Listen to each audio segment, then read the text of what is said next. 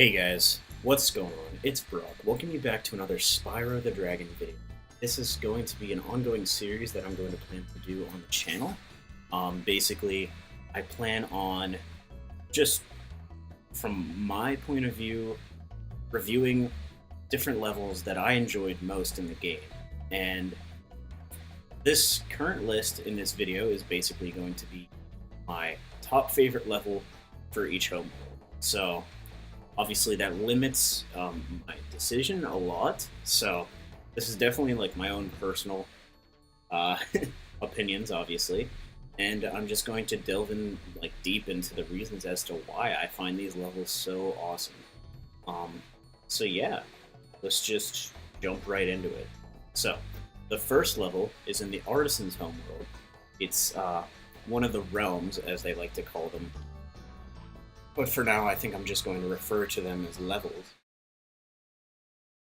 Basically, it's a town on an island, enveloped by a sea, basically. And basically, like Spyro, he just has to go around this area to get all the realms and collectibles and everything. The fodder are known as chickens, obviously. And the one really cool and interesting thing is this first dragon right here. If you recall, in the Artisan's Homeworld, the first dragon supposedly that you rescued is Nestor. And this is actually the same exact sprite as Nestor, but this is his twin brother. Welcome to Town Square, Spyro. Begin exploring by gliding to that area with the bulls. Use the L2 and R2 buttons to get a good look. And he's actually known, according to the Spyro Wikia, he's actually known as the official mayor of Town Square. And they basically describe this place as a Tuscan-inspired town settled on a large island in the middle of a blue lake. Yeah, it has all sorts of needs, such as stores, housing, schools, and other necessities. Courtyard fountains, which obviously this fountain right here. It even has running water. That's pretty cool, I think. Didn't get it. And the sky is like purple with orange clouds. And what's really cool about the skybox in this level is it's actually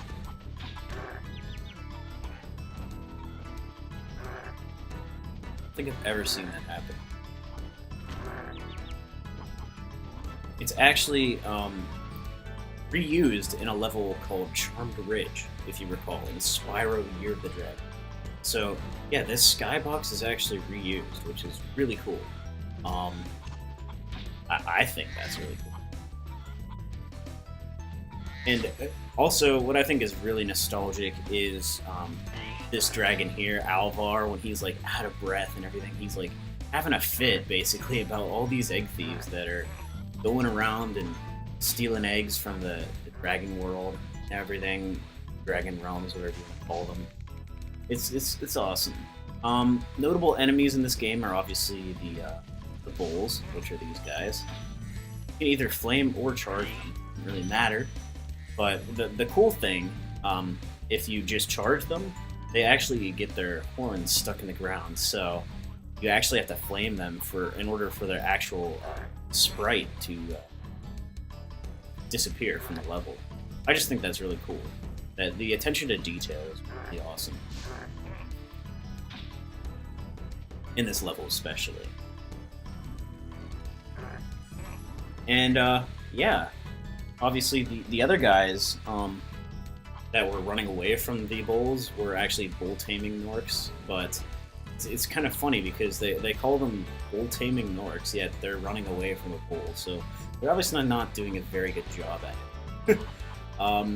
And basically, also, if you know about just geography in general terms of towns and cities, etc., Town Square is actually a description of an actual thing in the real life, you know. So this was kind of based off of real life, which I think is really cool, actually.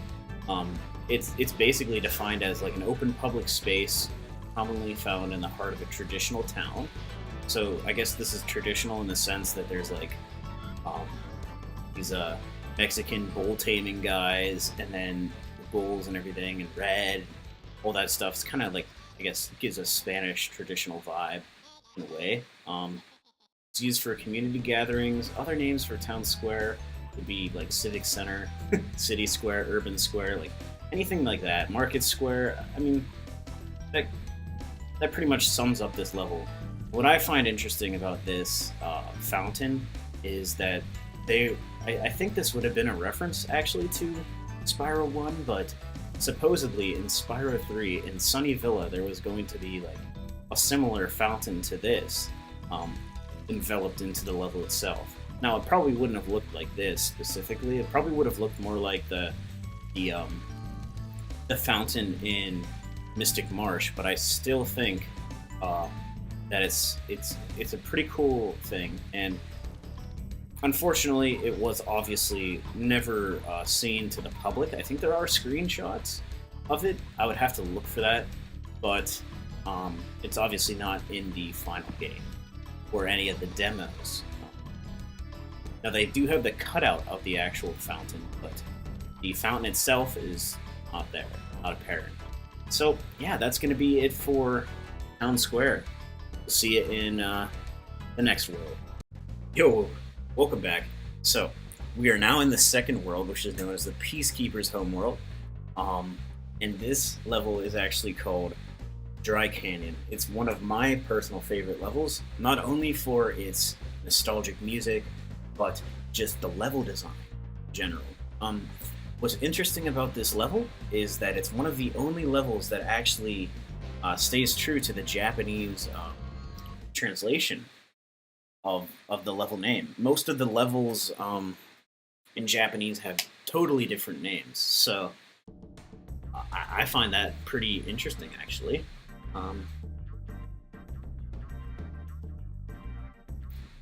The only other levels that actually keep their name in the Japanese version are actually Clifftown, Wizard Peak, and Magma Cone. So, not many levels actually keep their original names. I think it's kind of cool that they did that.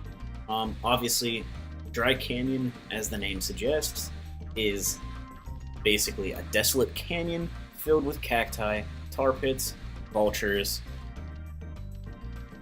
and Norks. Can't have a level without Norks. And these enemies here are actually known as Nork Musketeers.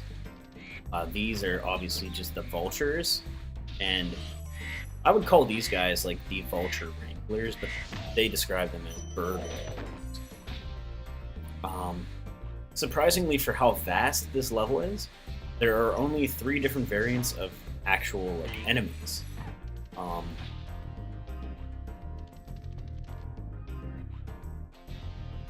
It's basically a huge maze, honestly. There's nothing but a maze of earth and rock and inside the depths of a large canyon. Tar pits stream about the area, and while it doesn't look too inviting, the water is indeed undrinkable.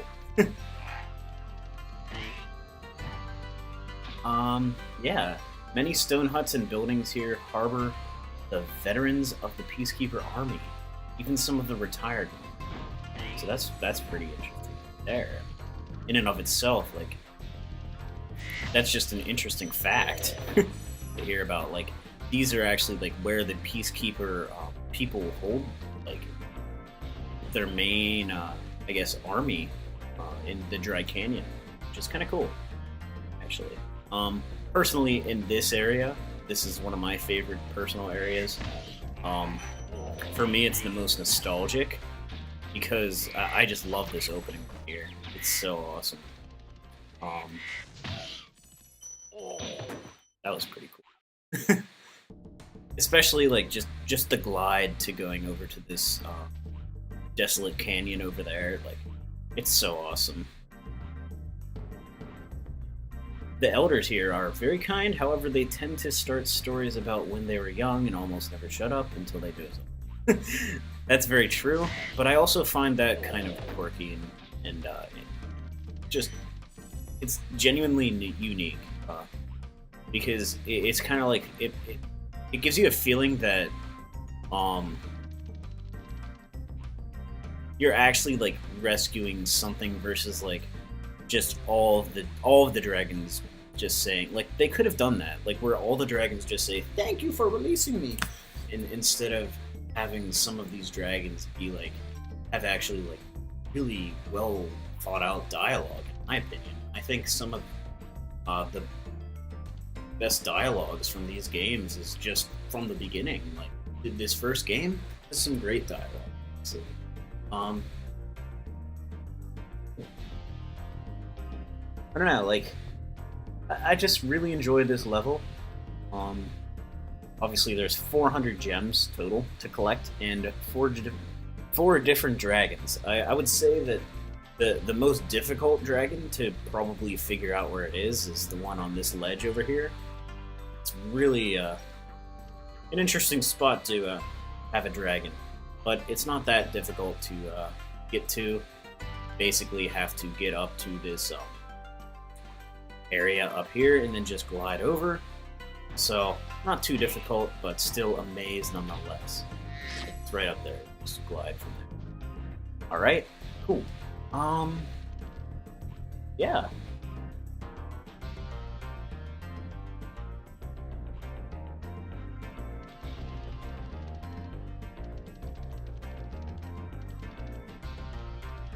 I don't know, like, it's just one of my personal favorite levels.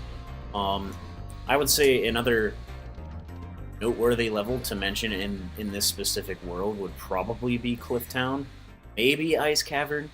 I honestly, like, think it's a tie between the two, because both levels are very unique and both very different. One is obviously ice-themed, and the other is more just kind of similar to Drag Canyon, I guess, but still, it's all about cliffs instead of canyons. They're completely different, you see. But not really. Anyways, guys, we'll catch you in the Magic Crafters Homeworld, where we get to talk about one of my favorite levels, but not my entirely favorite level. That's coming in the Dream version. So, till then. Hey, we're in the Magic Crafters Homeworld, and we're going to check out Alpine Ridge, one of my personal favorite levels. Also, not just because of the nostalgic music, which I think is amazing, but I would say that the alternate with the huge entrance of that synth, this like at the very beginning of this piece, I probably completely cucked it, but wow. Never saw that animation, but he was like, he fed it or something. I reckon that's really weird.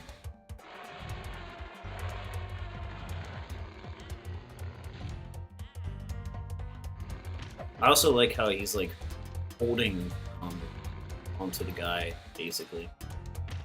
What the?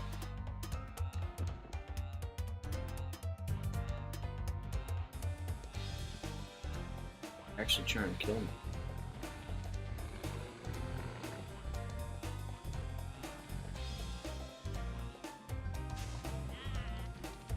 Okay.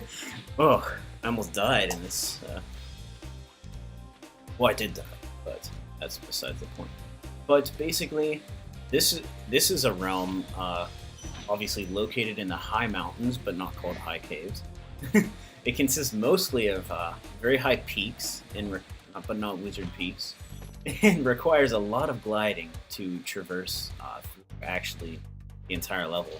I would say, like, this glide is pretty difficult, honestly. I also like how this is, so it's really weird. But obviously this level is full of elder wizards, which are these dudes. They're very annoying, honestly. Yeah, because they shoot whether or not you're looking. So that's one of the notable. See, I don't want to see that animation that he does. Really am curious as to what he's feeding that. Yeah, he's actually feeding it.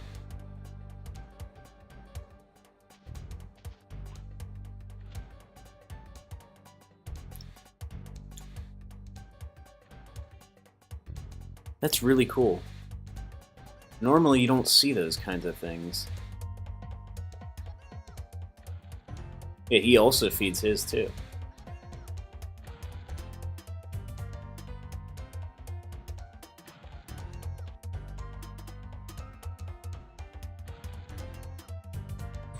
So he's gonna constantly just send me, or send him. He gets very mad when you kill it. Oof. That's probably one of the more difficult things to do. Sorry about making this video so weird. Anyways, I feel like I should be more talkative about it instead of just focusing on these weird things, but I keep getting off topic, like getting off track. These really like cool animation, like attention to detail things just really throw me off, and I actually never noticed that those armored druids ever actually feed their beasts, which they're known as. What I find really cool about this level is you kind of have to have a sense of time, because you can't just obviously do that or you die. But I was just using that as an example. But basically, the green druids are well known for just moving the land masses in the levels that they're located in, and that idea actually reappears in Charmed Ridge again, which I think.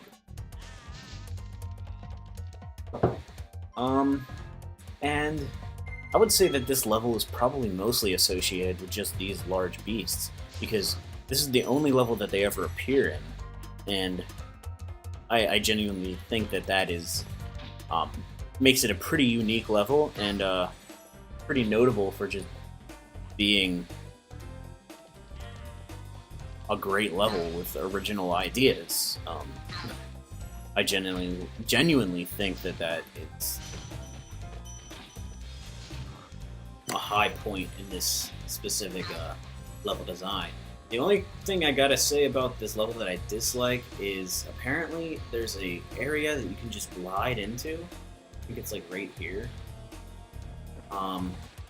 And basically, a lot of speedrunners do this. I didn't get it right the first time because I've actually never attempted that until now. I might have actually had the wrong slide. I think you have to do it. Yeah, you have to do it. Okay. So I guess they just never thought that you would fly like right through there, and basically it enables you to easily destroy this egg thief. And the interesting thing about that is just the fact that that wall was never made as an actual wall. That was interesting.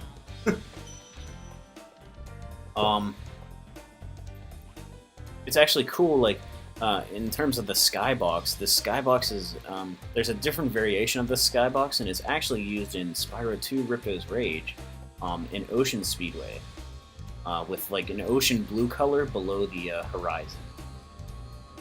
Also, in the same game, Metro Speedway also uses a recolorized version of this same skybox, and also Mushroom Speedway uses the exact same variant as the one that Ocean Speedway uses. So that's really cool. And apparently, like, this realm's background music is actually reused the most out of any track in the original Spyro game. It's actually remixed for Night Flight and the Dreamweaver's alternate theme. Which, the Dreamweaver's alternate theme is my personal favorite rendition of the theme itself, but definitely awesome. And apparently in earlier demos of this Spyro game, this level was also known as Alpine Cliffs, which I guess they changed that because it seems more like a ridge than a cliff, really. I mean, you're always... when I think of the word ridge, I think of, like, on the edge of things, and you just always seem to be on the edge on the edge of like these mountains and everything. You're never actually like in the cliffs themselves or in the mountains themselves. You're always on the sides or on the outsides or on the insides, I guess, of these mountains. And also, what's very, very cool is this is actually pretty well known, but this is one of the biggest bodies of water in the Spyro games. And I find that really unique as well. I would reckon that it would be really cool if swimming was enabled for Spyro 1, maybe after you beat the game in the remaster. Like, that would be really cool to just venture into like the actual like depths of all these water levels that you could do. Like, that'd be really cool. If they introduce like power-ups, so you could like similar to how you swim in like Lost Fleet, you could do that with like things like Metalhead, etc. Like, that would be really cool to just implement those little things. I think would go a long way. But that's besides the point. We'll see you in the Beastmaker's Homeworld. Hey guys, welcome back. This is the Beastmaker's Homeworld, and this is actually one of the probably most infamous levels in this entire game. The entirety of this game. Other notable levels I feel like would be Misty Bog, as well as just Haunted Towers. In my personal opinion, that is the hardest level in the game. But yeah, let's just get right into it. The first thing you might notice as we're entering the level is the fact that this is one of the few realms where Spyro does not actually do his aerial backflip when he arrives. And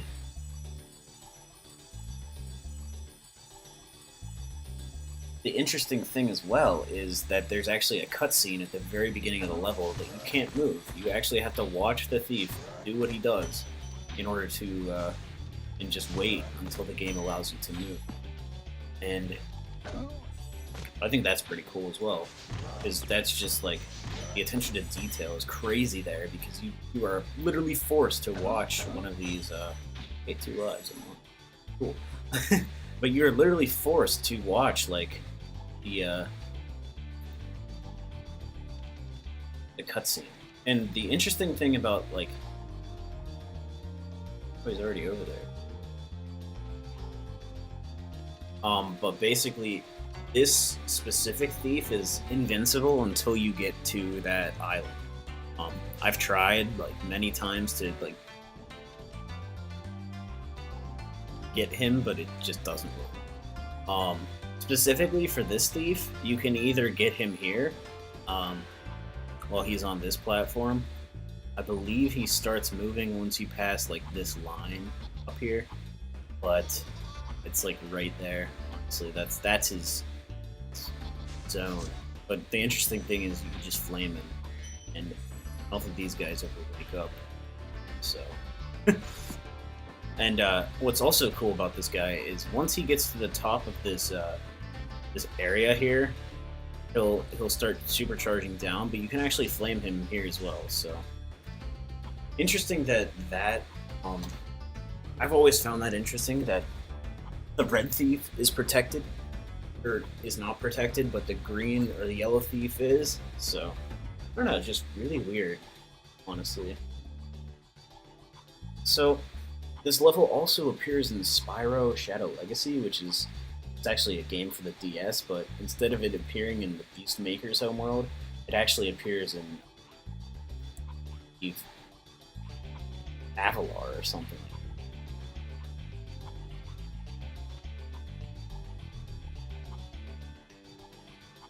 Which is pretty weird. This realm basically utilizes the supercharger ramps to like the maximum. Really does. You have to use like multiple supercharged ramps to even get anywhere. I believe this is the direction for specifically red one, which is pretty simple. A lot of people seem to have trouble with the green one. I don't know why, because if you're fast enough, you're able to follow him and just follow his trail. Which I think that's very helpful. And that was the only reason I probably beat that level, is because I was just able to follow him.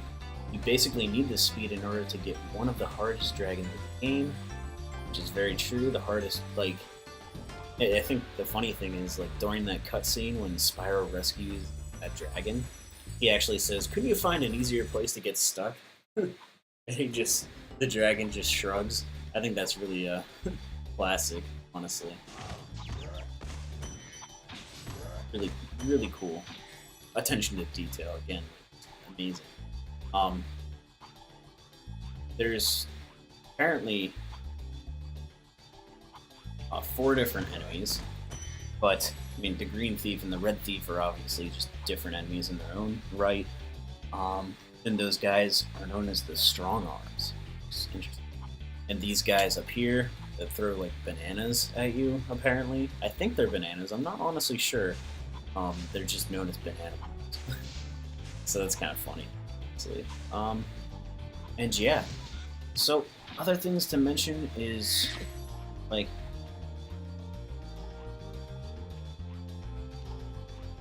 the interesting thing is like it says here that you actually need to go through the entire supercharged path in order to get that green thief, but that's not true. I've seen a bunch of speedrunners do it, and I did it one time before successfully. So I'm going to attempt to do this. If I don't get it, don't be mad at me, but I still think it would be an interesting thing to try out. Of course I die, you know? And we're back here. Is there an easier way to get over there?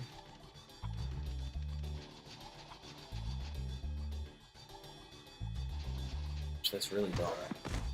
I reckon we could just go back and enter.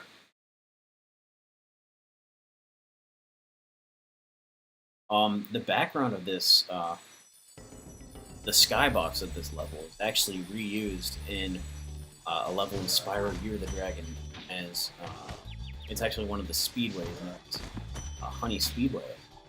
But instead of it being a direct ripoff, it actually like on some of the bigger trees they actually implement like really large beehives, abnormally large, and I find that pretty as well.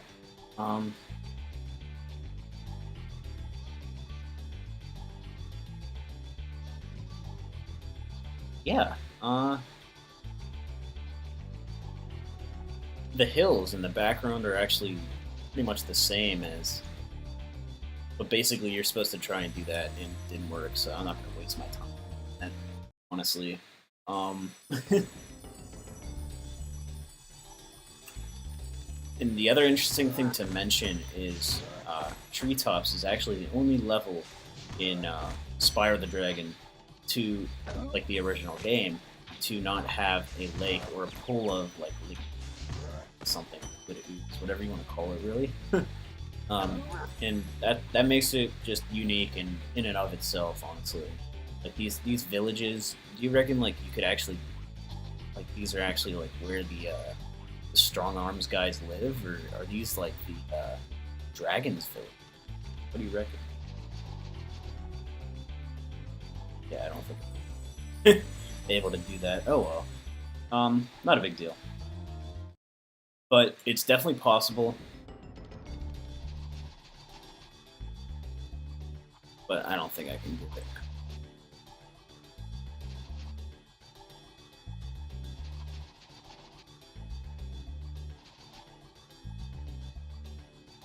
But this is basically what you're supposed to do. And just kill him. Anyways, guys, yeah, we'll catch you in the next world, which is actually the Dream world. And I'll finally be able to talk about my favorite level in the game, next to Twilight Harbor. So, we'll see you then. Hey, welcome to the Dreamweaver's Homeworld, and this is my personal favorite level in this entire game. There's a little glitch there, but whatever. This level is obviously located in the 5th world of this game. First being artisans, then peacekeepers, magic crafters, beast makers, and Dreamweaver. And then, I guess technically, the 6th world in the game was supposed to be called like the machinist world, but that never actually happened. And one of the interesting things is in early like descriptions of this game, there were supposed to be these water-like dragons that were supposed to look like serpent dragons, basically. And I actually don't reckon I've ever noticed that in any of the 80 dragons that have been in this game. So it must have been an idea that at the last minute they just scrapped. But the one cool thing is, the Japanese translation of this game, or of this level, is called Nightmare Road or something. Nightmare Passage, something like that. Which I reckon is actually really cool, because basically, like, kids obviously are afraid of, most kids are afraid of the dark. And obviously when the lights go out, these big, like, scary enemies, like dogs eating you and turtles spitting fireballs, I reckon they're trying to describe, like maybe these are the dreams of the developers that they had, like, in their early, like, childhood, and they're just kind of, like, trying to put that to life. And I think that's really, really cool and really, really unique. Basically, the turtles spit, like, these fireballs, which are kind of hard to avoid, but I guess easy. Definitely. Especially when they get big, they're invincible. But at least with these guys, you can flame them, but they kind of eat you in a similar manner as the tree, as like the trees in Misty Bog, that just kind of chew you up. I also think it's like just the same sound effect. So, pretty interesting stuff, but I reckon that this is actually like an interpretation of what someone's dream world looks like. And I think that's really, really cool, and really, like, hones in on the focus and the theme of just, like, the Dreamweaver's world. Like, there's these buildings just coming out of the wall, like these little towers. Like, look at that. That's awesome. It's just like the end of the world, like the end of the level is just pretty much just floating in the sky, honestly. And you can't really go down there. Yeah, I guess you could if you really wanted to try it, but I think the game would just, yeah, it won't let you on those. Oh well, that would have been cool. You could land on one of those just to, you know, look at the world. I reckon, like, in the world view, it would look. I feel like you could get onto the platform. Yeah. Sick. Okay, so, I mean, just check these out. Like, these are really cool towers that are just, like, honed in on the actual, like, level of the world. And just, like, these beautiful blue colors. Like, that blue hue is amazing. I love the purple, like the general purple color of this level.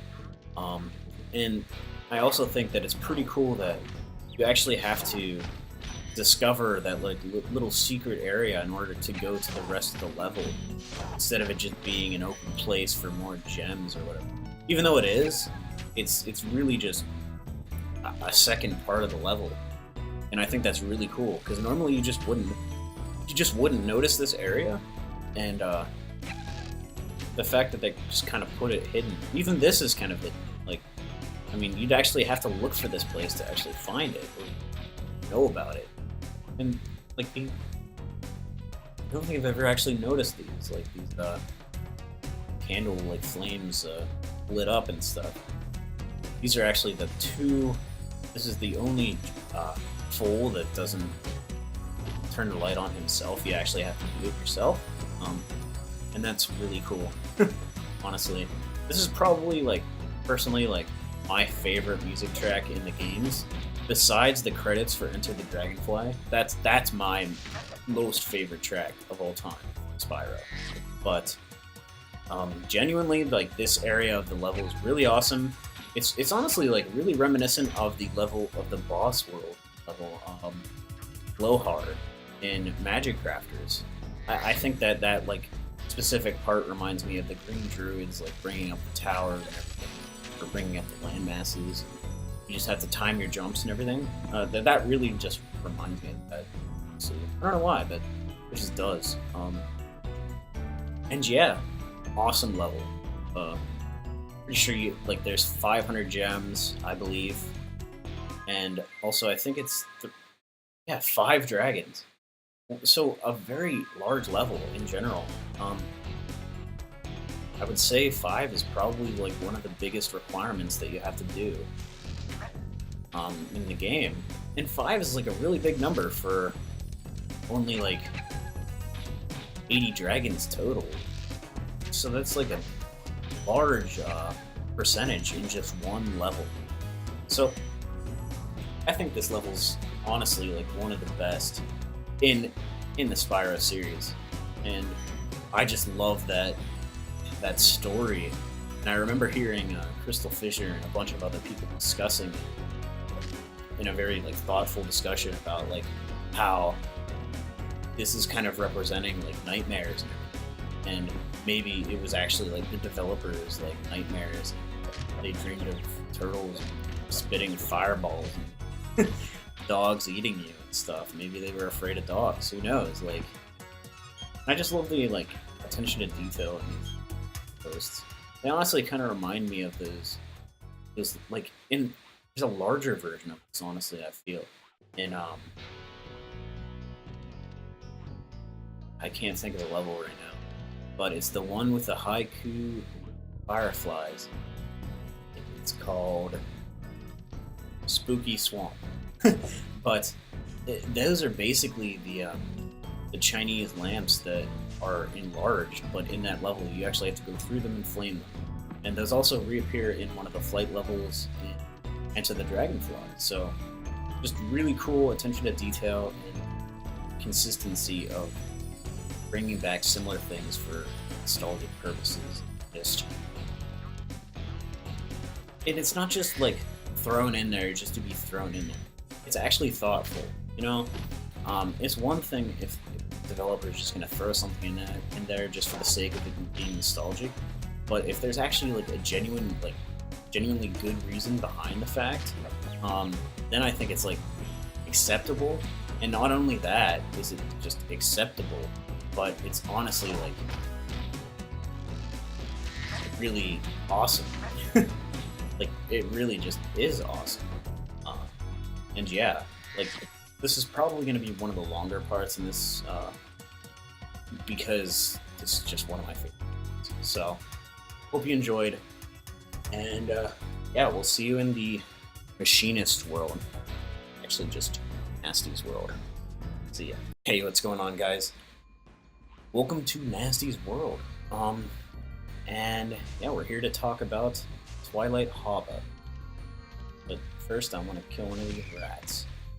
And yeah, first, like, and foremost, the skybox just genuinely reminds me of hell. Honestly, like how you can see them.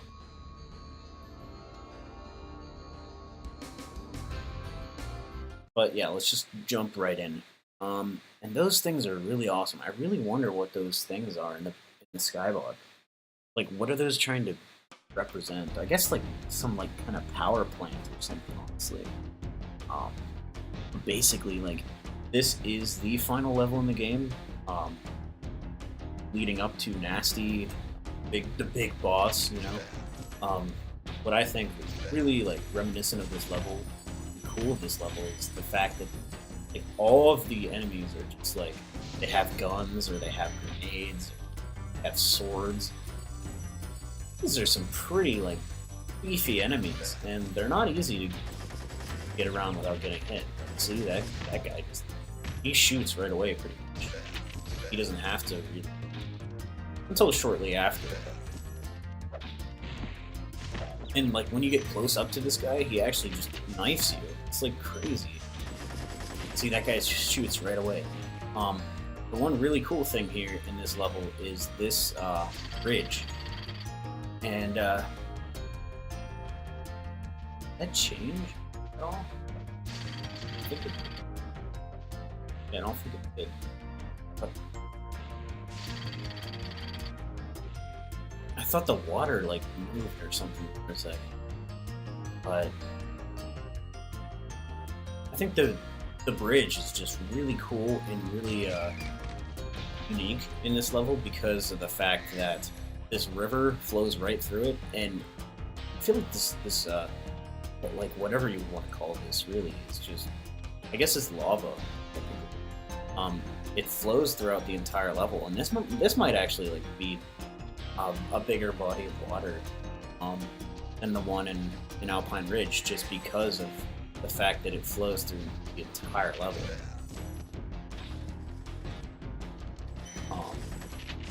And yeah, what's cool about the bridge specifically is I don't think they ever reused this idea in the game, but basically there is a reason for charging twice down through that bridge. Basically, there's an indestructible box in the bottom level, and it's the only way to get to that top area.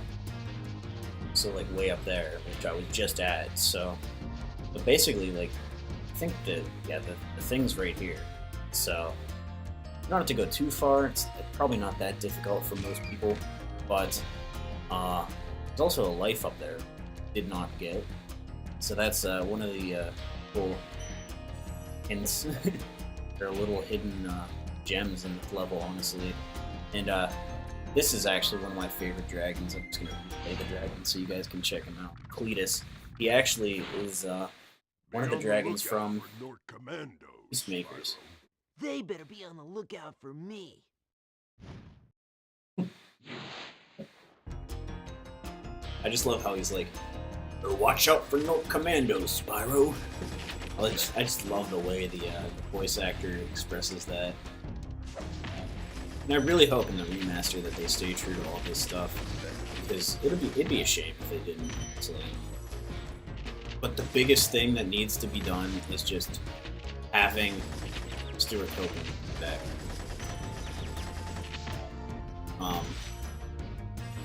Because it just, like, the games would not be the same without his music and his touch. Like, his touch needs to be there. I honestly would not like if they did not if they remastered his music and there was nothing new, I guess I would be okay with. But if someone else remastered his music or covered his music, I would not be okay with it. I know there are some great, like, obviously, like, even voice actors, like, people get uncredited because they can basically have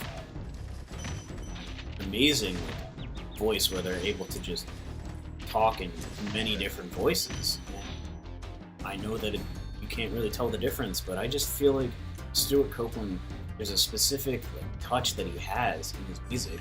I don't think that can be replicated with anyone else besides him. And so far, what I've heard is there's no signs of him like actually working on it right now. I believe currently, like, he was on tour for a little bit, and I think he just got back recently, so that could be a sign. But I mean, usually the game doesn't require the music until late in the development of the actual game.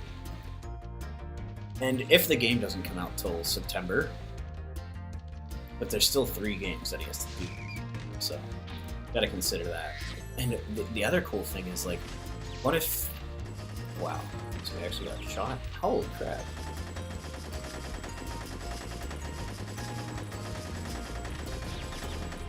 Wow, that guy actually goes all the way around. It's crazy. But I think it would be really cool if they gave Stuart Copeland enough time where he was actually able to write the cues that he wanted to write for, and especially in Spyro 3, because a lot of the music in that game was actually just overused in a bunch of levels, especially Sergeant Bird's theme. It's obviously in Enchanted Towers, it's in every mission. Like, it's a really repetitive theme, and it's just not that amazing, in my opinion, but who knows.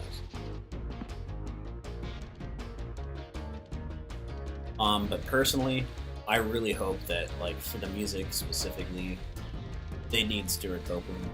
I would love Carlos Alazraqui to come back, but apparently he said he's not coming back for the remaster, or they didn't ask him to come back on the two. But I find it really, like, peculiar that he's, like, recently been posting on Facebook and YouTube about Spyro. Like, I mean, I guess because it's the 20th anniversary coming up this September, but also, like, it just seems weird that he, for so long, like, just didn't post about Spyro. And now he is. He made a YouTube video about it, like, about a month ago, and he made a couple Facebook posts and everything. I just find that really weird. People are pretty sure I'm friends with him. But that's besides the point. And Tom Kenny is probably going to be the major guy for coming back for the remaster. I really wish I would have seen him. He was actually at our college for, like, an event that they were doing for the college students, obviously. But he was there for his bigger roles, known as SpongeBob, obviously. And I don't know, I just would have loved to ask him, like, were you asked to come back for the remaster? Or, like, do you know anything? Like, obviously he wouldn't be able to tell me a straight up answer, because that would be probably against his contract, but it would have just been awesome to actually, like, speak with him.